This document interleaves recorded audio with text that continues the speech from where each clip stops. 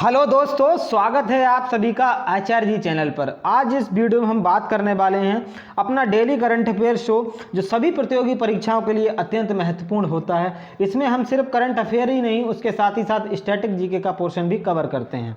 यदि आप railway, SSC, banking, NTPC या किसी भी ऐसे एग्जाम की तैयारी कर रहे हैं इसमें करंट अफेयर के साथ साथ आपका स्टैटिक जीके का पोर्शन भी पूछा जाता है, तो ये क्लास आपके लिए अत्यंत महत्वपूर्ण साबित होने वाली है। तो आज है 7 मई 2021। तो आज की जो दैनिक समसामयिकी है उसको हम इसमें करने वाले हैं। तो चलिए शुरू करते हैं सबसे पहले क्वेश्चन के साथ। हाल ही में ताइवान द्वारा कोविड-19 महामारी का मुकाबला करने के लिए मदद की गई ताइवान की राजधानी कहाँ है? मैं आपको बता दूं, जो ताइवान है, ताइवान की जो राजधानी है वो ताइपे में जो है इसकी राजधानी स्थित है। और ताइवान के द्वारा भारत के लिए कोविड-19 के चलते जो है उसका मुकाबला करने के लिए मदद की गई है। तो ताइवान की राजधानी ताइपे है, ये आप समझ लीजिए। इसके अलावा मैं ये ऑप्शन बता दूं, बीजिंग जो है वो चाइना की राजधानी है, फिलीपींस मनीला की राजधानी है, और ताशकंद जो है उज्बेकिस्तान की जो राजधानी है वो ताशकंद है। तो ताशकंद में ही जो भारत के पूर्व प्रधानमंत्री लाल बहादुर शास्त्री जी थे, ताशकंद में ही उनकी मृत्यु हुई थी। इसके अलावा मैं बताता हूँ, ताइवान जो है ताइपे इसकी राजधानी है। तो इसने भारत को क्या क्या देने की मदद की पेशकश की है वो यदि मैं आपको बता दूं, तो ऑक्सीजन का जो कंसनट्रेटर होता है उसको देने की मदद की है इसने। देखो, ऑक्सीजन कंसनट्रेटर होता क्या है वो यदि मैं आपको बताऊँ, मान लीजिए ऑक्सीजन कंसनट्रेटर है, तो इसमें हम एयर को प्रवेश कराएंगे। एयर में क्या होता है, 78% तो नाइट्रोजन होता है, साथ ही साथ 21% ऑक्सीजन होता है। तो इसको जब प्रवेश कराते हैं तो इधर से जो हमारा 95% प्योर ऑक्सीजन निकल के आता है, जो कि आजकल आपको पता ही है कोविड-19 महामारी के कारण भारत में काफ़ी ऑक्सीजन की किल्लत है, जिसकी कमी को दूर करने के लिए ऑक्सीजन संयंत्र भी लगाए जा रहे हैं। अभी हाल ही में जो पीएम केयर्स फंड था उसके द्वारा भी प्रधानमंत्री मोदी जी ने घोषणा की कि 551 ऑक्सीजन संयंत्र जो है लगाए जाएंगे। साथ ही साथ ऑक्सीजन को लेकर के विदेशों से भी काफ़ी मदद आ रही है। इसको लेकर के भारतीय नौसेना ने ऑपरेशन समुद्र सेतु 2 भी चलाया है। तो इसके आगे आप पहले ताइवान देख लीजिएगा, इसकी जो सिचुएशन है वो क्या है। देखो, चाइना है, चाइना के बिल्कुल बगल में ताइवान पड़ता है। ताइवान जो है, चाइना इस पर ताइवान को अपना अधिकार जताता है। चाइना जो है ताइवान को अपना क्षेत्र मानता है, लेकिन ताइवान जो है अपना स्वतंत्र रूप से अपने आप को एक देश घोषित किया हुआ है। तो इसकी जो आबादी है, 23 मिलियन की आबादी वाला ये क्षेत्र है। इसके साथ ही साथ ताइवान अपने आप को जो है संप्रभु देश दर्शाता है। इसके चाइना और इसमें जो है काफ़ी कॉन्फ्लिक्ट भी रहता है, कभी भी इनमें बनती नहीं है। यहाँ की जो इकोनॉमी है वो यदि मैं आपको बताऊं, तो एशिया की 5वीं सबसे बड़ी इकोनॉमी की बात करूं तो वो ताइवान की इकोनॉमी एशिया की 5वीं सबसे बड़ी इकोनॉमी है। इसके अलावा चाइना जो है, चाइना का ये कहना है कि वन चाइना पॉलिसी जो है दुनिया पर ये यही थोपता है कि आप जो है हमारी वन चाइना पॉलिसी को मानिए। इसके तहत जो है चाइना का जो भी क्षेत्र है उसको आपको हमारा मानना होगा। भारत को इसका विरोध करना चाहिए, क्योंकि वन चाइना पॉलिसी, चाइना जो है भारत में लद्दाख में आकर के समस्या खड़ी करता है। तो भारत को भी जो है इसका ताइवान का भी विरोध करना चाहिए। ऊपर से तिब्बत भी ले रखा है, तो इसका भी विरोध करना चाहिए, क्योंकि यदि ये जो है भारत के साथ संबंध नहीं रखेगा तो भारत को भी इसका पूरा विरोध करना चाहिए। लेकिन भारत सरकार इस पर कोई भी ऐसा विरोध नहीं दर्शाती है, क्योंकि हमारा समस्या ये है कि भारत में जो है सर्वाधिक इम्पोर्ट जो है वो चाइना के द्वारा ही किया जाता है, क्योंकि हमारा जो व्यापार है वो व्यापार हमारा इसके साथ घाटे में चलता है। चाइना हमको जितना ज़्यादा माल बेचता है उसके मुकाबले हम इसको माल कुछ भी नहीं दे पाते हैं। तो चाइना का भारत के साथ जो है, चाइना जो है व्यापार घाटे में चलता है, इसीलिए भारत को इसकी ज़रूरत पड़ती है। इसीलिए चाइना, हम लोग जो है इसका चाइना का सामान जो है इसका बहिष्कार नहीं कर पाते हैं। लेकिन यदि मैं बताऊँ यूएसए के साथ भारत के व्यापारिक संबंध क्या हैं, देखिए यूएसए के साथ भारत के व्यापारिक संबंध जो है वो पॉजिटिव हैं। इसको हम जितना एक्सपोर्ट करते हैं उससे कम इम्पोर्ट कराते हैं, तो मतलब इससे हम ज़्यादा पैसा कमाते हैं। यानी कि इसके साथ जो हमारे संबंध है वो लाभ के संबंध हैं, पॉजिटिव हमारे संबंध है यूएसए के साथ ही साथ। इसके अलावा मैंने आपको चाइना, ये देखिए चाइना है, चाइना आप देख सकते हैं, ये जो कोरोना वायरस का अगर जनक कहा जाए तो यही है वुहान। कोरोना वायरस को यही फैलाया है पूरे भारत क्या पूरे विश्व में चाइना ने कोरोना वायरस दिया है। इसके साथ ही साथ इसने एक और समस्या खड़ी करी थी अभी, जो इसने एक इंटरनेशनल स्पेस स्टेशन भेजा था स्पेस में, तो वो जो है उसका नियंत्रण खो चुका है, वो आउट ऑफ कंट्रोल हो चुका है। तो वो धरती पर कभी भी किसी वक्त गिर सकता है और कहीं भी गिर सकता है।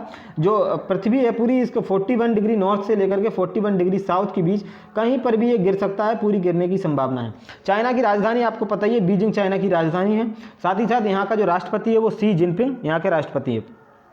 ताइवान के बारे में बता दूं आपको, ताइवान की जो राजधानी है वो ताइपे है। आप देख सकते हैं किस तरीके का ये कंट्री है।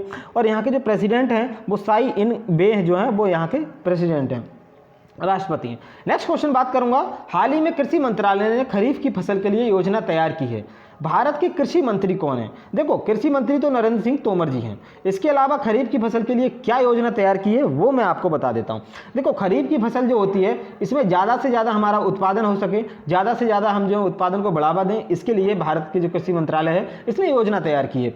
तो मैं आपको बताता हूँ पहले तो फसलें क्या क्या होती हैं, फसल चक्र समझ लीजिएगा, तभी आपको ये क्वेश्चन समझ में आएगा। देखो, जब सबसे एक होती है रबी की फसल, इसके बाद होती है खरीफ की फसल, और तीसरी होती है जायद की फसल। जायद मतलब होता है नकदी फसल। देखो, जो रबी की फसल होती है इसका जो बोने का टाइम होता है अक्टूबर नवंबर में इसकी बुआई की जाती है, और साथ ही साथ इसमें जो है मार्च अप्रैल में इसको काट लिया जाता है। तो अक्टूबर, जैसे जो गेहूँ की फसल होती है वो रबी के फसल के अंदर आती है। और अभी मैं इसके एग्जाम्पल भी बता दूंगा आपको। यदि अब मैं खरीफ की फसल के बारे में बात करूँ तो खरीफ की फसल जो है जून जुलाई में तो इसको बोया जाता है, साथ ही साथ इसको नवंबर में जो है काटा जाता है। तो नवंबर में जो है इसकी कटाई होती है, हार्वेस्टिंग जो है इसकी नवंबर में होती है। इसके अलावा मैं बता दूं, ये जो है खरीफ की फसल में जैसे आपका धान है, चावल आता है, चावल जो है मुख्य रूप से खरीफ की फसल में ही आता है। एक तीसरी होती है जायद की फसल। जायद की फसल जो होती है वो होती है नगदी फसल। मतलब जैसे ये जो है मान लीजिए मार्च से लेकर के जो अप्रैल मई तक का जो महीना होता है इसमें जो है इस फसल को बोया जाता है। जैसे जो बागवानी होती है हमारी अप्रैल मई तक ही काट ली जाती है। जो बागबानी फसलें होती हैं और जो सब्जियों वाली फसलें होती हैं वो इसी जो मौसम में बोई जाती हैं। तो बागबानी फसलें हो गई, खीरा ककड़ी हो जाता है, तो ये सब जायद की फसल में आता है। तो सबसे पहले मैं यदि आपको बताऊं जो खरीफ की फसल की हम बात कर रहे थे, देखो धान जो है खरीफ की फसल में आता है। इसके साथ ही साथ जो हमारा मक्का होता है, कॉर्न, इसी को ये भी खरीफ की फसल में ही आता है। सोयाबीन है मुख्य रूप से, शुगर केन जो गन्ना होता है वो भी खरीफ की फसल के अंदर ही आता है। और जो कॉटन है, ग्राउंडनट है, ये सब जो हैं खरीफ की फसल के अंदर आते हैं। रबी की फसल की यदि मैं बात करूं तो मैंने आपको बताया अक्टूबर नवंबर में इसकी बुआई होती है, मार्च अप्रैल में इसकी कटाई चलती है। तो अभी जो गेहूं की कटाई चल रही है वो ये जो है रबी की फसल ही है गेहूं जो है। इसकी अगर मुख्य फसलें आपको बताऊं तो गेहूं जो है वो रबी की फसल के अंदर आता है। जौ हो गया, जई, तोरई, राई, सरसों, पीली सरसों, अलसी, कुसुम, रबी, मक्का, शिशु मक्का, चना, मटर, मसूर, रबी, आजमा, बरसीम और मशरूम, ये सब जो हैं रबी की फसल में आ जाते हैं। देखो, रबी की फसल को याद रखने के लिए मैं आपको एक ट्रिक बता देता हूँ। इसकी ट्रिक ये है कि नाई हूटर बजते ही जोश में आलू लाया। नाई हूटर बजते ही, यहाँ लिखता हूँ मैं इसको इसीलिए आपको समझ में आ जाए, जोश में आलू लाया। तो आप, मैं बता देता हूँ आपको, अभी भी ये हमेशा याद रहेगा, नाई हूटर बजते ही जोश में आलू लाया। तो देखो, इससे हो जाता है चना, राई हो जाता है, हू से गेहूं हो जाता है, साथ ही साथ मटर हो जाता है हमारा, और इसके अलावा मैं बताऊं आपको जौ हो जाते हैं और आलू जो हो जाते हैं। ये जो प्रमुख फसलें हैं रबी की फसलें होती हैं, ये आप ट्रिक से याद रख सकते हैं। इसके अलावा और जो फसलें होती हैं जैसे आपका धान हो गया और मक्का हो गया और ये जो गन्ना हो गया, ये सब जो है खरीफ की फसल में आते हैं। इसके अलावा जायद की फसलों की बात करूं तो इसमें जो है खरबूज, तरबूज, ये जो जायद की रबी फसल होती है, खरबूज, तरबूज, ककड़ी, मूंग, लोबिया, पत्तेदार सब्जियां, ये सब जो है जायद फसल में आती हैं। इसी को लेकर के एक प्रधानमंत्री फसल बीमा योजना शुरुआत की गई थी, वो मैं आपको बताऊं। इसमें होता यह है कि जो फसलें होती हैं उनका पहले ही बीमा कर लिया जाता है। इनका जो है ये जो योजना थी वो 13 जनवरी 2016 को ये योजना स्टार्ट होती है। इसमें जो है होता ये है, जैसे जो रबी की फसल होती है इसमें आपको बीमा मिलेगा यदि आपकी फसल खराब हो जाती है। तो रबी होती है, खरीफ होती है और जायद होती है, तीनों फसलों पर जो है बीमा आपको मिलने वाला है। मतलब प्रधानमंत्री फसल बीमा योजना यही कहती है। तो इसमें रबी की जो फसल होती है उसमें आपको 1.5% प्रीमियम देना पड़ता है, और जो खरीफ की फसल होती है इसमें 2% प्रीमियम जाता है, जायद की फसल में 5% प्रीमियम जाता है। तो आप ये जो है 1.5% मान लीजिए रबी की क्रॉप का अगर प्रीमियम दे देंगे तो बाई चांस यदि आपकी किसी भी वजह से फसल खराब हो जाती है तो आपको जो है उसका पूरा मुआवजा मिलने वाला है। तो इसी के लिए प्रधानमंत्री फसल बीमा योजना 13 जनवरी 2016 को प्रधानमंत्री मोदी जी के द्वारा शुरू की गई थी। इसके बाद बात करता हूं जो किसानों के लिए एक और योजना थी, प्रधानमंत्री किसान सम्मान निधि योजना। इसके बारे में यदि मैं आपको बात करूं तो 2019 में जब भारत में अंतरिम सरकार बनी थी, मतलब जो इनका टर्म खत्म होने वाला था, जो भाजपा सरकार थी, तो उसके बाद इन्होंने अंतरिम बजट लेकर के आए थे। तो अंतरिम बजट में इन्होंने घोषणा की कि हम जो है प्रधानमंत्री कृषक सम्मान निधि योजना को इन्होंने लेके आए थे। तो इसमें होता यह है कि 2000 रुपए की 3 किस्तें जो है दी जाती हैं। इसको शुरू जो है गोरखपुर उत्तर प्रदेश से स्टार्ट किया गया था, प्रधानमंत्री कृषक सम्मान निधि योजना को। 2019 की योजना है, 6000 रुपए प्रति वर्ष जो है इसमें आते हैं किसानों के खाते में, 2000 रुपए पर महीना। तो इसमें फर्जीवाड़ा भी काफी हुआ है कि जो इसके योग्य नहीं है वो भी इसको ले रहे हैं। तो इसको लेकर के अभी हाल ही में कार्रवाई भी हुई थी, लेखपालों के ऊपर भी कार्रवाई की गई थी। इसके अलावा मैं बताता हूं, नेक्स्ट क्वेश्चन है मेरा, हाल ही में ग्लोबल रिपोर्ट फूड क्राइसिस 2021 जारी की गई, ये किसकी संस्था है? देखो फूड को लेकर के क्राइसिस है, इसको लेकर के एक ग्लोबल रिपोर्ट जारी की गई है। इसमें जो है ये संस्था किसकी है ये आपको मुझे बताना है। मैं पहले आपको बता दूं फूड को लेकर के पूरे विश्व में बहुत ही ज़्यादा क्राइसिस है। हम जो फूड वेस्ट करते हैं उसकी कीमत हमको समझनी चाहिए, क्योंकि जो वर्ल्ड में अगर मैं बात करूँ तो हंगर जो है सबसे ज़्यादा, भुखमरी से लोग जो है बहुत ज़्यादा लोग मरते हैं। तो इसको जो है यूरोपियन यूनियन की ये जो है संस्था है, इसने इसको जारी किया है। देखो इसको जो संस्था है global network against food crisis जो संस्था है वो इसको जारी करती है। देखो मैं उसका नाम लिख देता हूँ, global network food against global network against food crisis जो है वो इसकी पूरी संस्था है वो इसको जारी करती है। इसमें ये कहा गया है कि 40 मिलियन लोग जो हैं वो 2020 में जो हैं भूख से प्रभावित हुए हैं। 40 मिलियन लोग भूख से प्रभावित हुए हैं 2020 में। ये जो है आप आंकड़ा देख करके चौंक जाएंगे कि 2019 से ले जो है 24 मिलियन ये संख्या जो है ज़्यादा है, ये आप समझिए। तो इसका जो इफेक्ट है सबसे ज़्यादा अफ्रीका में देखने को मिला है।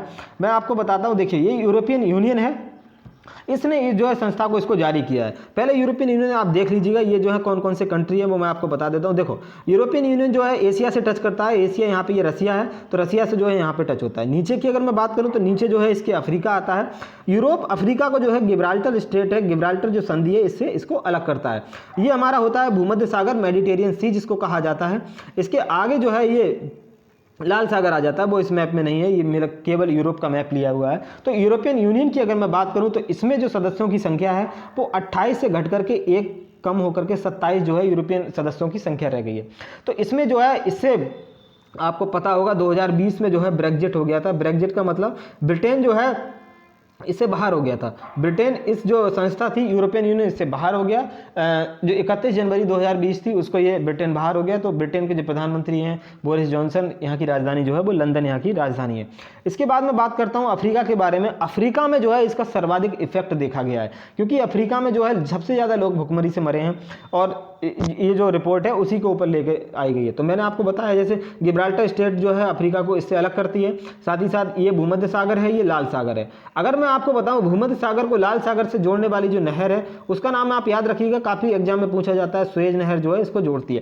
देखो सुएज नहर हाल ही में एक चर्चा में रही थी, उसका कारण ये था कि इसमें एक जहाज था एवर गिवेन, तो वो जो जहाज था वो यहाँ पर इसमें फंस गया था। तो इसकी वजह से लगभग एक हफ्ते के बाद ये जहाज निकाला गया यहाँ से, काफी ज्यादा समस्या हो गई थी, ये चर्चा में रहा था। ये एक ऐसा महाद्वीप है जिससे हमारी 0 डिग्री लाइन भी गुजरती है, ऊपर जो ट्रॉपिक ऑफ कैंसर होती है वो भी गुजरती है विश्व, और नीचे जो है हमारी ट्रॉपिक ऑफ कैप्रिकॉर्न, तीनों रेखाएं जो है इससे गुजरती हैं। कर्क रेखा भी इससे गुजरती है, मकर रेखा भी इससे गुजरती है।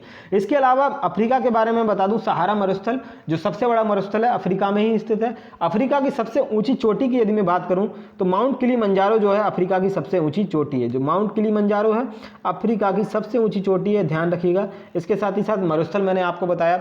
जो विश्व की सबसे बड़ी नदी है वो भी अफ्रीकाई महाद्वीप में बहती है, वो जो है विक्टोरिया लेक से निकलती है और जो है भूमध्य सागर में जाकर के गिर जाती है। ये जो नील नदी है वहां पर जो है अपना उद्गम बनाती है। तो नील नदी को जो मिस्र है, मिस्र को नील नदी का वरदान भी कहा जाता है। देखो जो कर्क रेखा होती है और जो मकर रेखा होती है, जैसे ये मान लीजिए विषुवत रेखा है, विषुवत रेखा को इसमें एक नदी है कांगो नदी, वो इसको 2 बार काटती है। तो 2 बार काटने वाली नदी जो है विषुवत रेखा को वो कांगो नदी है। इसके अलावा जो नीचे ट्रॉपिक ऑफ कैप्रिकॉर्न होती है इसको जो है 2 बार काटने वाली नदी लिम्पोपो नदी 2 बार काटती है। लेकिन एक भारत में माही नदी है, माही नदी जो ऊपर वाली ट्रॉपिक ऑफ कैंसर होती है उसको 2 बार काटने वाली भारत में नदी वो बहती है।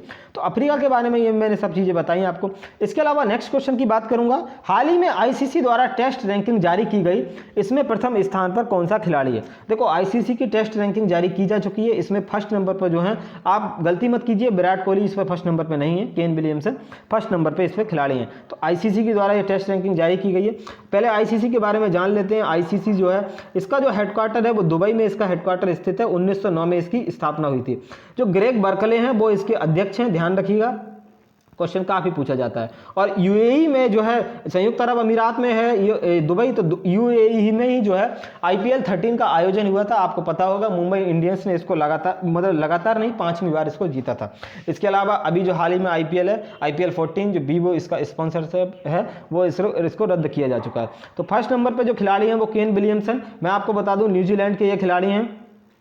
तो जो न्यूजीलैंड के खिलाड़ी हैं ये जो आईपीएल है इसमें सनराइजर हैदराबाद की तरफ से खेलते हैं। इसके अलावा जो इसमें दूसरे नंबर पर खिलाड़ी रहे हैं वो हैं स्टीवन स्मिथ। टेस्ट रैंकिंग में दूसरे नंबर पर स्टीव स्मिथ है, ये आप देख सकते हैं। ऑस्ट्रेलिया के खिलाड़ी हैं, राजस्थान रॉयल्स के दिल्ली की तरफ से अभी ये खेल रहे हैं आईपीएल में। इसके अलावा 5वें नंबर पर विराट कोहली का जो स्थान है वो 5th नंबर पर ये विराट कोहली पहुँच चुके हैं। लेकिन 3rd और 4th के बारे में बता दूँ आपको, तो जो मार्नस लबुशेने हैं ऑस्ट्रेलिया के वो 4th नंबर पर हैं, और 5th नंबर पर जो है जो रूट जो है इंग्लैंड के वो 5th नंबर पर इस रैंकिंग में काबिज है। इसके अलावा ओडीआई रैंकिंग की बात कर लेते हैं। ओडीआई रैंकिंग में सबसे नंबर 1 पर कौन है, तो पाकिस्तान के खिलाड़ी बाबर आजम अभी नंबर 1 पे आ चुके हैं जो पाकिस्तान है, और दूसरे नंबर पर इसमें विराट कोहली हैं, तीसरे नंबर पर रोहित शर्मा आते हैं। T20 के बारे में यदि मैं आपको बताऊं तो T20 में सबसे नंबर 1 पे जो खिलाड़ी है वो डेविड मलान खिलाड़ी है। T20 में सर्वश्रेष्ठ जो रैंकिंग है वो डेविड मलान की है। इसके बाद बात करता हूं अभी जो हाल ही में आईसीसी के द्वारा डिकेड के अवार्ड दिए गए थे, तो जो डिकेड का अवार्ड था इसमें जो ICC male cricketer of the decade का अवार्ड था वो विराट कोहली को गया था। तो विराट कोहली को मेल डिकेड के of the cricketer of the year का अवार्ड दिया गया था। इसके अलावा स्टीव स्मिथ जो थे इनको test cricketer of the decade का अवार्ड दिया गया था। इसके अलावा T20 में भी बांटा गया था ये अवार्ड। T20 में जो राशिद खान है अफगानिस्तान के, आप अच्छे से जानते होंगे, इनको जो है T20 में best cricketer of the decade का अवार्ड दिया गया था। इसके साथ ही साथ मैं आपको बता दूं इसमें और अवार्ड दिए गए थे। अगर वुमेन की बात करूं तो वुमेन में एक ही खिलाड़ी हैं एलिसा पेरी, इन्हीं को जो है सारे अवार्ड मिल गए थे। टेस्ट का भी यही ले गई थी, वनडे का भी यही ले गई थी, T20 का भी एलिसा पेरी को ही मिला था। एक और अवार्ड ध्यान रखिएगा आपको, डिकेड का जो है स्पिरिट ऑफ द डिकेड जो है वो अवार्ड यदि मैं आपको बताऊं तो जो MS धोनी है, महेंद्र सिंह धोनी, इनको अवार्ड ये दिया गया था। अभी ये चेन्नई सुपर किंग्स की तरफ से खेल रहे हैं, आपको पता ही होगा 15 अगस्त 2020 को इन्होंने भारतीय क्रिकेट से संन्यास ले लिया था। इन्हीं के साथ ही साथ इनके जो करीबी खिलाड़ी सुरेश रैना जो जिंदगी भर इनके साथ खेले, उन्होंने भी उसी दिन संन्यास की घोषणा की थी। तो दोनों ही खिलाड़ी भारतीय क्रिकेट से संन्यास ले चुके हैं। इसके अलावा आईसीसी के बारे में मैंने आपको बता ही दिया, 1909 में इसकी स्थापना हुई थी, और दुबई जो है इसका हेडक्वार्टर स्थित है। ग्रेग बर्कले इसके अध्यक्ष हैं, याद रखिएगा। इसके बाद बात करता हूँ, नेक्स्ट क्वेश्चन है मेरा, हाल ही में G7 के विदेश मंत्रियों की वर्चुअल बैठक आयोजित हुई। G7 की 47वीं जो बैठक थी वो कहाँ हुई थी, ये आपको मुझे बताना है। देखो इनकी जो है विदेश मंत्रियों की वर्चुअल बैठक जो है वो आयोजित हुई है। ये देख सकते हैं जो जयशंकर हैं, S जयशंकर जो हैं भारत के विदेश मंत्री हैं। तो G7, पहले G7 को समझते हैं, G7 क्या है मैं आपको बता देता हूँ। ये देखिए ये G7 रहा। G7 जो है जब इसकी स्थापना हुई थी तो G8 के रूप में इसकी स्थापना हुई थी, 8 देश इसके सदस्य थे। तो 1997 में इसकी स्थापना होती है। लेकिन होता यह है कि 2014 में जो रूस है वो इससे रूस जाता है। जब रूस जाता है तो इसमें सदस्यों की संख्या मात्र 7 रह जाती है। मैं आपको बता दूं इसके जो सदस्यों की संख्या है वो आप याद रखिएगा। किस तरीके से याद रखोगे मैं आपको ट्रिक बता देता हूँ। गर्लफ्रेंड को जूस पिला दीजिए, आपको एकदम हमेशा याद रहने वाला है, क्योंकि यह चीज़ आप कभी भूल ही नहीं सकते। तो गर्लफ्रेंड को जूस पिलाइए, आपको G7 के सदस्य देशों की संख्या याद हो जाएगी। देखो G से है हमारा जर्मनी, ध्यान रखिएगा। F से हो जाएगा आपका फ्रांस, साथ ही साथ जूस जो है हमारा, जूस भी पिलाना है तो जूस में जो है जापान हो जाएगा, U से USA हो जाएगा, I से इटली हो जाएगा, C से हमारा कनाडा होने वाला है, और E से जो हमारा इंग्लैंड हो जाएगा। तो इसके जो अभी जो सदस्य देशों की संख्या है वो 7 इसके देश सदस्य हैं। इसके अलावा मैं आपको बताऊं इसकी जो बैठक है वो कहाँ आयोजित होने वाली है। 47वीं बैठक जो है यूनाइटेड किंगडम में आयोजित होने वाली है। तो UK में इसकी बैठक आयोजित होगी। प्रधानमंत्री मोदी जी को इसमें इन्वाइटेड भी किया गया है। प्रधानमंत्री, देखो भारत इसका सदस्य नहीं है G7 का, लेकिन भारत को अतिथि के तौर पर इन्वाइट भी किया गया है। जैसे 2019 में जो फ्रांस बियारित्ज में जो बैठक आयोजित हुई थी, तो फ्रांस के जो राष्ट्रपति इमैनुअल मैक्रोन है, इन्होंने भी प्रधानमंत्री मोदी जी को अतिथि के तौर पर इनवाइट किया था। तो भारत की प्रतिष्ठा काफ़ी बढ़ती जा रही है, क्योंकि यहाँ पर जो है प्रधानमंत्री मोदी जी को भी इसीलिए इनवाइट किया गया है। आगे बात करता हूँ मैं आपको, देखिए G7 मैंने आपको बता ही दिया। इसके बाद बात करता हूँ G7 से एक रिलेटेड ग्रुप G20। यह आप ध्यान रखिएगा, ग्रुप ऑफ T20 है, इसमें 19 तो देश शामिल हैं, और इसी के साथ ही साथ एक यूरोपियन यूनियन वो G20 ग्रुप का सदस्य देश है। इसके देश सदस्यों की संख्या की बात मैंने आपको बता दी कि 20 इसमें देश हैं। देखो 2020 की जो इसकी बैठक हुई थी, इसका कोई भी हेडक्वार्टर नहीं है, ये चीज़ ध्यान रखिएगा कि सिर्फ जो है बातूनी मंच है इस पर जो है देशों के राष्ट्राध्यक्ष जाते हैं, बातें करते हैं, लंबी लंबी फेंकते हैं, चले जाते हैं अपने अपने घर वापस, कोई कुछ नहीं होता है। तो ये एक तरीके का बातूनी मंच है, इसका कोई भी लेना देना नहीं है, कि मतलब जो है कोई भी इस पर एक्शन वगैरह नहीं लिया जाता है। तो 2020 के बारे में बताऊं आपको, तो जो सऊदी अरब है, सऊदी अरब में 2020 की आपातकालीन बैठक जो है आयोजित हुई थी। उसके अलावा 2021 के बारे में बात करूं तो इटली में जो है इसकी आयोजित होने वाली है। 2022 आप याद रखिएगा, क्योंकि ये जो है इंडोनेशिया में होगी। मैंने आपको ये बैठक क्यों बताई इतनी ज़्यादा, देखो बैठक तो हम सिर्फ 2020 से भी काम चल सकता था, लेकिन 2023 की जो है वो बहुत ज़्यादा इंपॉर्टेंट है, इसीलिए जो है ये क्वेश्चन एग्जाम में पूछा भी जाता है। तो 2023 की जो बैठक आयोजित होने वाली है वो इंडिया में आयोजित होगी, इसीलिए आप ध्यान रखिएगा G20 की जो 2023 की बैठक होने वाली है वो भारत में आयोजित होगी। उसके अलावा मैं बताता हूँ यूके में और क्या क्या होने वाला है। देखो यूके में जो होगा COP26 जो है इसका आयोजन भी यूनाइटेड किंगडम में ही होगा।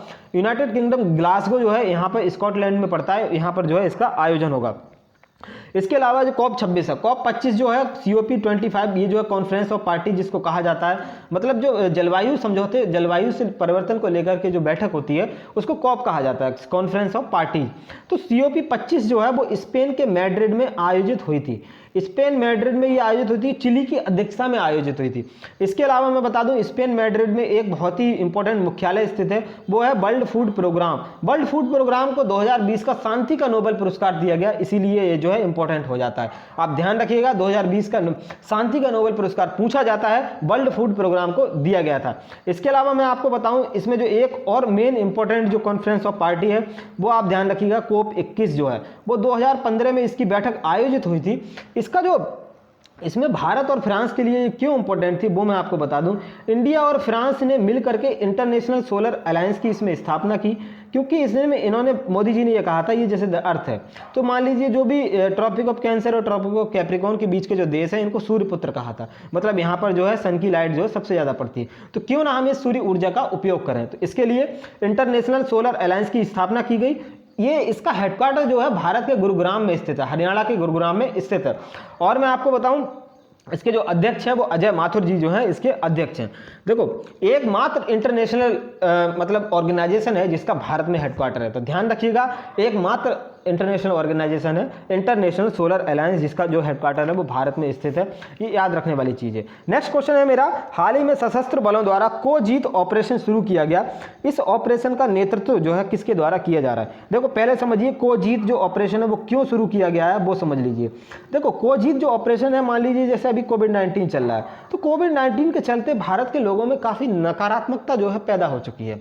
मान लीजिए जैसे किसी में भी कोविड-19 है तो वो जो है निगेटिविटी से ही ज़्यादा घिर जाता है। अगर मान लीजिए कोविड-19 कोई भी व्यक्ति पॉजिटिव आ जाता है तो उसके मन में इतनी ज़्यादा चिंता हो जाती है कि मैं ठीक होऊंगा कि नहीं होऊंगा। इस तरह की जो चिंताएं हैं इनका समाधान करने के लिए जो है कोजीत ऑपरेशन सशस्त्र बलों के द्वारा शुरू किया गया है। तो इसकी जो नेतृत्व है वो मैं आपको बताऊं तो माधुरी कनेटकर जो है वो इसका नेतृत्व कर रही हैं, इंडियन आर्मी की हैं ये।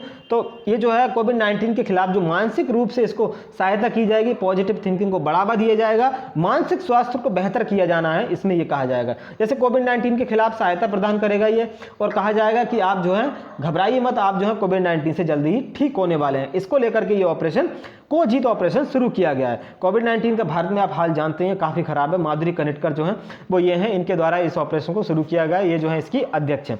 इसके अलावा कोविड-19 को लेकर के भारतीय नौसेना ने एक ऑपरेशन समुद्र सेतु 2 चलाया था। इसमें जो देखिए ऑपरेशन समुद्र सेतु 2, इसमें भारतीय जो नौसेना है इसने जो है विदेशों से जो है ऑक्सीजन की आपूर्ति को सुनिश्चित किया था। तो ऑक्सीजन की आपूर्ति को पूरा किया वो भारतीय नौसेना के द्वारा ऑपरेशन समुद्र सेतु 2 के तहत। इसके अलावा भारत में जो ऑक्सीजन है उसकी कमी को करने के लिए ऑपरेशन ऑक्सीजन भी चलाया गया, जो कि एयरफोर्स के द्वारा चलाया गया। इसमें जो है ऑक्सीजन के टैंकर को एयरलिफ्ट करके एक दूसरे से जगह पर पहुँचाया जा रहा है। ऑक्सीजन एक्सप्रेस भी चलाई गई। पहली जो ऑक्सीजन एक्सप्रेस थी वो मुंबई से विशाखापट्टनम के बीच चली। तो ऑक्सीजन एक्सप्रेस देख सकते हैं आप, टैंकर जो है इस पर चलाए जा रहे हैं। तो भारत में जो है ऑक्सीजन की इतनी ज़्यादा किल्लत हो चुकी है कि ऑक्सीजन के सिलेंडर लोगों को मिल नहीं रहे हैं, इनकी कालाबाजारी हो रही है। और जो सरकारें हैं वो एक दूसरे के ऊपर थोप रही है। राज्य सरकार है तो वो केंद्र सरकार के ऊपर थोप रही है, और केंद्र सरकार राज्य सरकार के ऊपर थोप रही है। तो इसकी जो जिम्मेदारी है वो कोई भी नहीं ले रहा है। और इसको लेकर के दिल्ली हाई कोर्ट ने केंद्र सरकार की फटकार भी लगाई है हाल ही में कि आप जो है लोगों को ऐसे मरने नहीं छोड़ने दे सकते हैं, क्योंकि भारतीय संविधान के अनुसार लोगों को जीने का अधिकार है। आर्टिकल 21 हमको कहता है कि आपको जीवन जीने का अधिकार है, right to life and personal liberty, आपको जीवन जीने का पूरा अधिकार है। आपका जीवन आपसे कोई नहीं छीन सकता। यह भारतीय संविधान के द्वारा हमको मौलिक अधिकार मिला हुआ है। तो इसके लेकर के जो सुप्रीम हाई कोर्ट है इसने इस पर टिप्पणी की है कि आप जो है जो ऑक्सीजन है इसकी आपूर्ति को सुनिश्चित कीजिए, आप बैठे बैठे क्या कर रहे हैं। इसके अलावा बात करता हूं, नेक्स्ट क्वेश्चन है, हाल ही में नेहरू जूलॉजिकल पार्क में एशियाई शेर जो है वो संक्रमित पाए गए हैं, ये कहाँ स्थित है। देखिए ये जो कोविड-19 का संक्रमण है वो इंसानों में तो था ही अब तक, ये जो है जानवरों में भी फैल रहा है। अगर जानवरों में ये दोस्तों फैलेगा तो इससे जो है स्थिति काफ़ी ख़राब होने वाली है। तो ये जो है इसको लेकर के काफ़ी चिंता जताई गई है। तो ये जानवरों में ये जो देखा गया है, जो नेहरू जूलॉजिकल पार्क है उसमें एशियाटिक जो लॉयन है उसमें ये जो है संक्रमण पाया गया है। तो जो नेहरू जूलॉजिकल पार्क है ये हैदराबाद में स्थित है, आप देख सकते हैं। इसमें जो शेर है वो संक्रमित पाया गया है।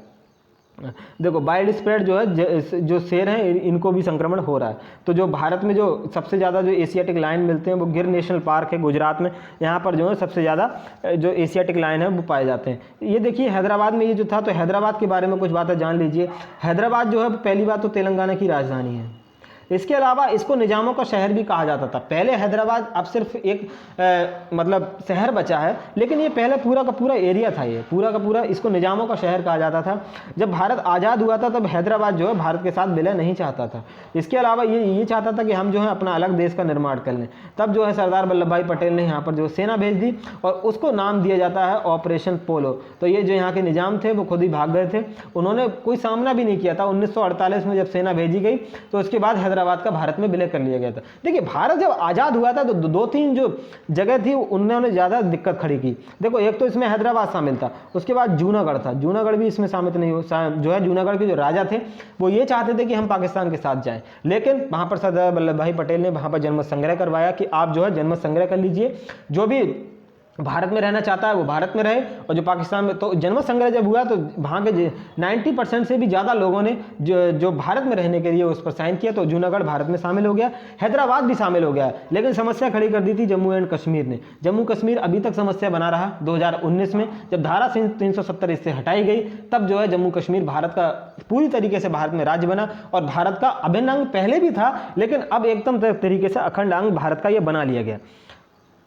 इसके बाद मैं बात करता हूं आपके लिए। नेक्स्ट क्वेश्चन है, हाल ही में किस राज्य और केंद्र शासित प्रदेश ने कोरोना संकट को देखते हुए 72 लाख राशन कार्ड धारकों को 2 महीने का मुफ्त राशन देने की घोषणा की है? देखो मैं आपको बताऊं ये जो है घोषणा किसने की है, दिल्ली सरकार के द्वारा जो है ये घोषणा की गई है। देखो 72 लाख राशन कार्डों को 2 महीने का मुफ्त राशन दिया जाएगा। दिल्ली सरकार ऐसा करने वाली है। दिल्ली में जो है जैसे जो ऑटो टैक्सी के ड्राइवर हैं उनको जो है इसमें ऑटो टैक्सी के ड्राइवर हो गए, मजदूर हो गए, कोविड-19 के चलते आपको पता ही है दिल्ली में संपूर्ण लॉकडाउन लगा हुआ है, तो इनको 5,000 रुपये की जो है आर्थिक सहायता भी प्रदान की जाएगी। ऐसी घोषणा भी वहाँ के जो मुख्यमंत्री हैं केजरीवाल जी के द्वारा की गई है। देखो दिल्ली के बारे में बताऊं, दिल्ली के जो सीएम है यहाँ पे अरविंद केजरीवाल जो है यहाँ के मुख्यमंत्री हैं, और यहाँ के जो डिप्टी सीएम है मनोज सिसोदिया जो यहाँ के शिक्षा मंत्री भी हैं। इसके साथ ही साथ यहाँ के उपराज्यपाल जो है वो अनिल बैजल जो है वो यहाँ के उपराज्यपाल हैं। देखो दिल्ली को लेकर के एक अभी संसद में जो है एक बिल पारित हुआ। इसमें हुआ ये था कि जो यहाँ के एलजी हैं, उपराज्यपाल हैं, इन्हीं को जो है सर्वोच्च माना जाएगा। मतलब दिल्ली सरकार का मतलब होगा कि वहाँ का उपराज्यपाल। तो ये बिल पारित कर दिया गया। इसमें जो यहाँ के मुख्यमंत्री हैं अरविंद केजरीवाल, इनकी जो ताकतें हैं, इनकी जो पावर्स हैं, इनको घटाया गया है।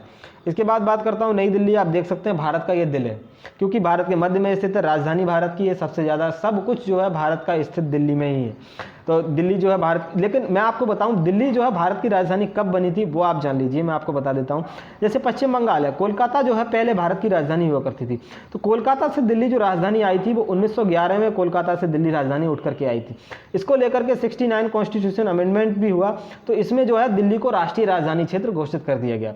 इसमें होता यह है कि जो 69 कॉन्स्टिट्यूशन अमेंडमेंट एक्ट है, इसमें जो मान लीजिए सरकार का गठन होता है तो उसमें सर्वाधिक जो अधिक से अधिक मंत्री जो हैं वो 10% तक ही बन सकते हैं, इससे ज़्यादा मंत्री नहीं बनाए जा सकते हैं।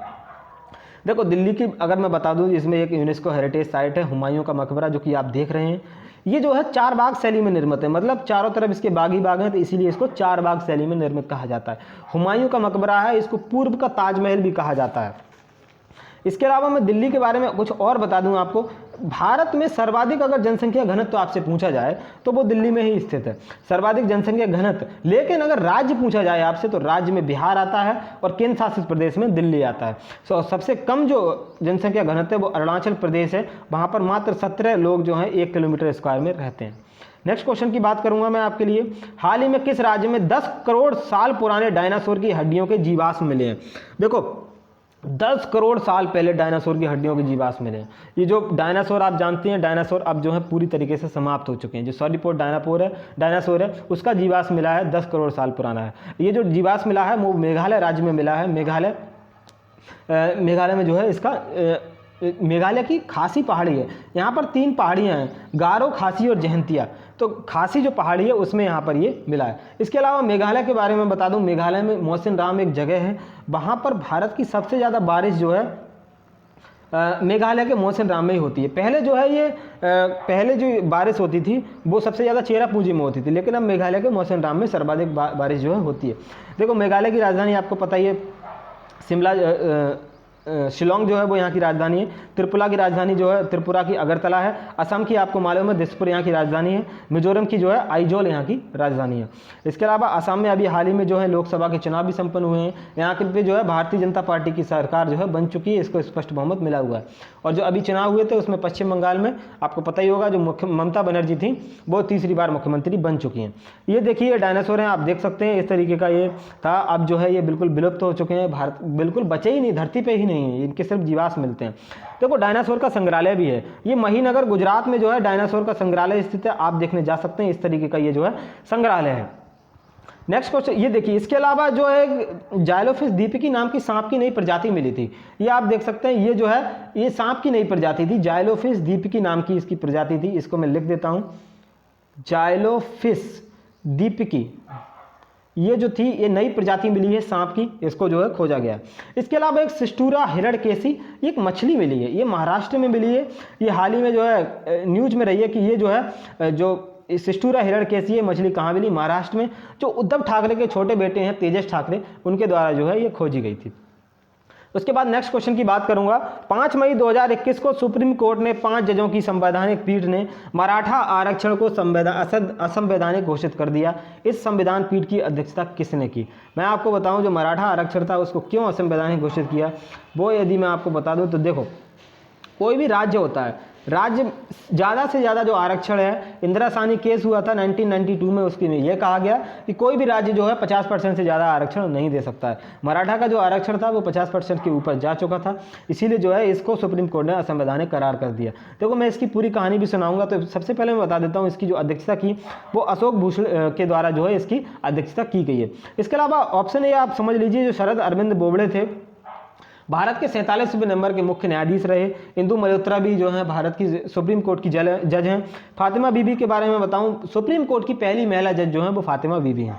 इसके बाद मैं बात करता हूं, ये देखिए मराठा आरक्षण जो है इस पर बवाल क्यों हुआ है। जैसे कोई भी राज्य सरकार होती है, मान लीजिए किसी भी राज्य की सरकार है, जैसे महाराष्ट्र की सरकार है, तो महाराष्ट्र की सरकार जब चुनावों में जाती है, मान लीजिए जब चुनाव होने वाला होता है राज्य में, तभी जो पार्टी है चुनावों में जाती है तो चुनावी वादा ये करती है, वहाँ की जो बहुल जनसंख्या होती है, जैसे महाराष्ट्र में मराठा ज़्यादा है तो मराठा से ये कह देंगे कि हम जो है यदि हम सत्ता में आएंगे तो आपको मराठा आरक्षण देने वाले हैं। जैसे ये अगर मान लीजिए हरियाणा और ये राजस्थान में जाती है तो इनको ये गुर्जर आरक्षण जो है दिया जाता है। तो ये जो है एक तरीके का मूर्ख बनाया जाता है जनता को, क्योंकि सुप्रीम कोर्ट ने साफ कह रखा है कि आप जो है आरक्षण 50% से ज़्यादा दे ही नहीं सकते, लेकिन फिर भी ये वादा करते हैं और जनता को मूर्ख बनाते हैं, जनता इनको वोट दे देती है। तो इसको जो है मराठा आरक्षण को सबसे पहले हुआ ये था कि जैसे राजस्थान है, राजस्थान में गुर्जरों को जो है आरक्षण दे दिया गया था, तो उसको जो है राजस्थान के जो हाई कोर्ट है उसने उसको रद्द कर दिया, क्योंकि 1992 में एक इंदिरा साहनी केस हुआ था, उसमें यह कहा था कि आप जो है 50% से ज़्यादा आरक्षण नहीं दे सकते। तो इसके अलावा इन्होंने किया क्या, महाराष्ट्र सरकार ने यह किया कि हम जो है इसको संवैधानिक बनाने के लिए एक गायकवाड़ समिति बिठा देते हैं। इन्होंने क्या चाल खेली, गायकवाड़ समिति बिठा दी। तो गायकवाड़ समिति ने यह रिपोर्ट दी कि जो मराठाओं की स्थिति है महाराष्ट्र में वो शैक्षणिक रूप से और सामाजिक रूप से जो है पिछड़े हैं। इस आधार पर जो है सरकार ने इनको आरक्षण दे दिया। जब ये केस बॉम्बे हाईकोर्ट पहुंचा तो बॉम्बे हाईकोर्ट ने ये पूछा कि आपने तो है इंदिरा साहनी केस है 1992, उसके तहत आपने ये कैसे क्यों दे दिया। तो महाराष्ट्र सरकार ने ये कहा कि गायकवाड़ समिति है, इसकी सिफारिश पर हमने इसको लागू किया है। तो अब जब सुप्रीम कोर्ट में केस पहुंचा तो सुप्रीम कोर्ट ने यह कहा कि मराठा समुदाय को रिजर्वेशन देने के लिए उन्हें शैक्षणिक और सामाजिक तौर पर पिछड़ा वर्ग नहीं कहा जा सकता। साथ ही साथ मराठा जो रिजर्वेशन है 50% की लिमिट है, उसको तोड़ने वाला संवैधानिक अधिकार बिल्कुल भी नहीं है। देखो 50% से ज़्यादा आरक्षण दिया जा सकता है सिर्फ और सिर्फ विशेष परिस्थितियों में। तो इन्होंने जो गायकवाड़ समिति थी उसकी रिपोर्ट को विशेष परिस्थिति माना, इसके तहत जो है यहाँ पर आरक्षण लागू कर दिया। तो राज्यों को ये अधिकार नहीं है वो किसी जाति को सामाजिक आर्थिक पिछड़ा वर्ग में शामिल करें, वे सिर्फ केंद्र से सिफारिश कर सकते हैं। देखो इसको चुनौती इसीलिए दी गई थी, मैंने आपको बताया 1992 में इंदिरा साहनी केस हुआ था, इसमें 9 जजों की पीठ बैठी थी। इसमें यह फैसला लिया गया कि आरक्षण जो है 50% से ज़्यादा नहीं हो सकता, सिर्फ और सिर्फ विशेष परिस्थिति में। इसी के तहत जो है 2018 में प्रधानमंत्री मोदी जी ने 102वां संविधान संशोधन किया था, जिसके तहत इकोनॉमिक वीकर जो सेक्शन है उसको भी आरक्षण दिया था, सवर्णों को आरक्षण दिया था। तो वो जो है एक तरीके का विशेष परिस्थिति आ गई थी। लेकिन महाराष्ट्र में सुप्रीम कोर्ट का ये कहना है कि कोई भी विशेष परिस्थिति नहीं है, आप ऐसे जो है आरक्षण इनको नहीं दे सकते हैं। देखो, देश के जो आधा दर्जन से ज़्यादा राज्य हैं वो ये चाहते हैं कि हम जो है आरक्षण दें, ज़्यादा से ज़्यादा जो है आरक्षण दें, जिससे जो है हमारी वोट बैंक बढ़े, वोट बैंक की पॉलिसी बढ़े। लेकिन इसमें जो है ये बढ़ाने के पक्ष में है, लेकिन ऐसा सुप्रीम कोर्ट ने जो है इसको मना कर दिया है। इसके अलावा यदि मैं बताऊं, हरियाणा में जो है जैसे 70% आरक्षण है, तमिलनाडु में 69% है, तेलंगाना में 62% तक आरक्षण है।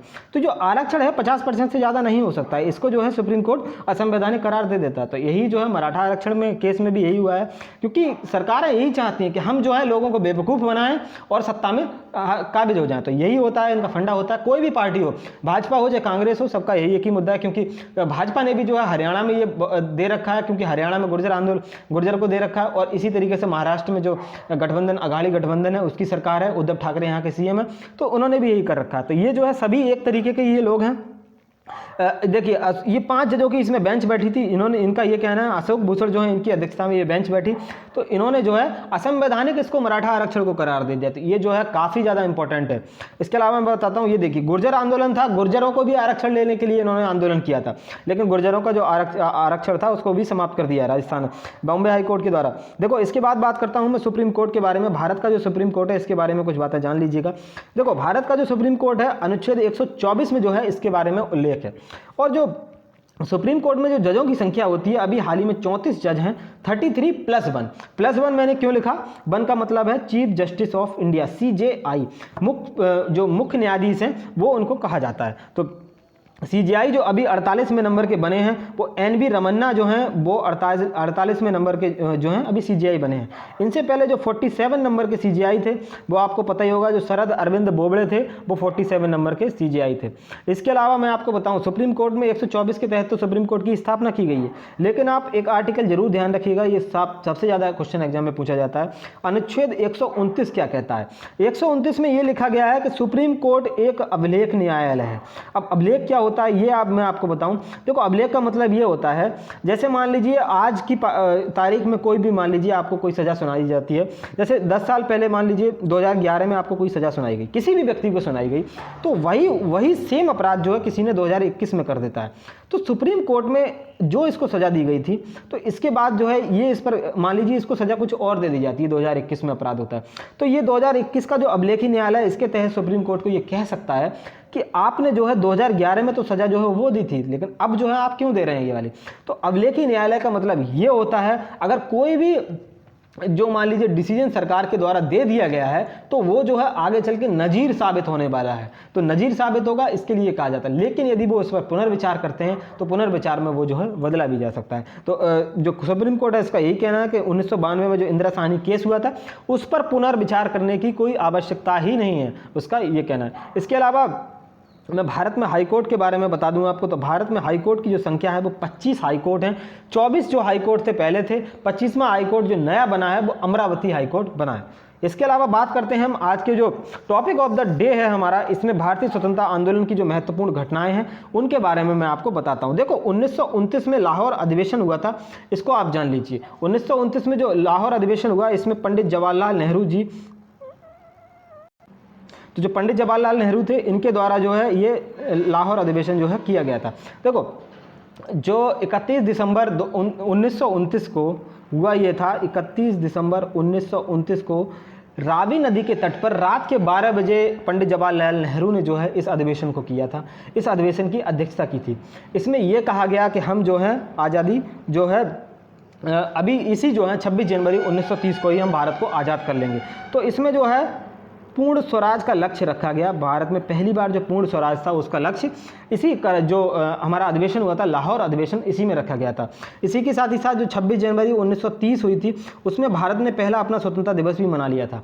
भारत का पहला स्वतंत्रता दिवस 26 जनवरी 1930 को ही मना लिया गया था। इसीलिए जब भारत आज़ाद हुआ 1947 में, उसके बाद जो भारत में गणतंत्र दिवस की परंपरा चालू हुई वो 26 जनवरी से चालू हुई। तो इसीलिए भारत में गणतंत्र दिवस जो है 26 जनवरी को मनाया जाता है।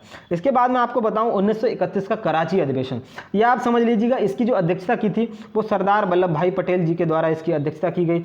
इसमें था ये सरदार वल्लभ भाई पटेल ने जो है इसमें मौलिक अधिकारों की मांग को रखा था, जो कराची अधिवेशन हुआ था। तो इसमें जो है महात्मा गांधी जी जो थे इनको काले झंडे दिखाए गए थे। या आप ध्यान रखिएगा, क्वेश्चन पूछा जाता है कि महात्मा गांधी जी को काले झंडे कौन से अधिवेशन में दिखाए गए थे। तो 1931 का जो कराची अधिवेशन हुआ था सरदार वल्लभ भाई पटेल की अध्यक्षता में, उसमें दिखाए गए थे। कारण ये था कि 1931 में जब गांधी इरविन पैक्ट हुआ था तो उसमें महात्मा गांधी जी ने जो हमारे सरदार भगत सिंह थे उनकी फांसी को जो है नहीं रुक पाया था। तो इसीलिए जो है महात्मा गांधी जी को इसमें काले झंडे दिखाए गए थे, उसमें महात्मा गांधी जी ने इनका जिक्र नहीं किया था। इसके बाद जो सरदार वल्लभ भाई पटेल हैं, इनको सरदार की जो उपाधि थी वो बारदोली सत्याग्रह में मिली। तो बारदोली जो सत्याग्रह था इसमें महिलाओं ने जो है इनको सरदार की उपाधि दी थी। इसके बाद बात करता हूँ, ये कराची अधिवेशन मेरा हो गया। 1938 का हरिपुरा अधिवेशन, देखो 1938 का जो हरिपुरा अधिवेशन हुआ इसकी जो अध्यक्षता की वो सुभाष चंद्र बोस जी के द्वारा की गई। सुभाष चंद्र बोस जो है पहली बार जो है इसके अध्यक्ष बने थे हरिपुरा अधिवेशन में। तो उसके बाद जब 1939 में सुभाष चंद्र बोस दोबारा चुन लिए गए, लेकिन महात्मा गांधी जी नहीं चाहते थे कि सुभाष चंद्र बोस जो हैं इस पद पर कांग्रेस के अध्यक्ष बने रहें, इसीलिए इन्होंने इस्तीफा दे दिया। जो पट्टाभी सीतारामैया थे उनको जो है कांग्रेस अध्यक्ष चुन लिया गया। इसके बाद जो है 1938 में जो सुभाष चंद्र बोस थे उन्होंने फॉरवर्ड ब्लॉक की स्थापना की। उसके बाद 1943 में आज़ाद हिंद फौज को ज्वाइन किया। देखिए ध्यान रखिएगा, आज़ाद हिंद फौज की स्थापना सुभाष चंद्र बोस ने नहीं की थी। आज़ाद हिंद फौज की स्थापना जो है रास बिहारी बोस जो है उनके द्वारा की गई थी। इसके बाद नेक्स्ट क्वेश्चन है, आज़ादी के समय अध्यक्ष कौन थे? ये मैं आपको बताऊं तो JB कृपलानी जो थे वो आज़ादी के समय कांग्रेस के जो है अध्यक्ष थे। और सबसे ज़्यादा जो कांग्रेस के अध्यक्ष समय तक रहे वो थे मौलाना अबुल कलाम आज़ाद, 1940 से लेकर के 45 तक रहे। और जो आज़ादी के समय अध्यक्ष थे वो JB कृपलानी थे। तो थैंक यू दोस्तों, ये था हमारा आज का करंट अफेयर। यदि आप किसी भी एग्जाम की तैयारी कर रहे हो, करंट अफेयर आपका कुछ भी पूछा जाता है, तो आप इस आचार्य चैनल को फॉलो कर सकते हैं और आप अपनी नॉलेज को इंप्रूव करने के साथ ही साथ हम सिर्फ इसमें करंट अफेयर ही नहीं, स्टैटिक जीके का पोर्शन भी कवर करते हैं। तो थैंक यू दोस्तों, goodbye and have a nice day.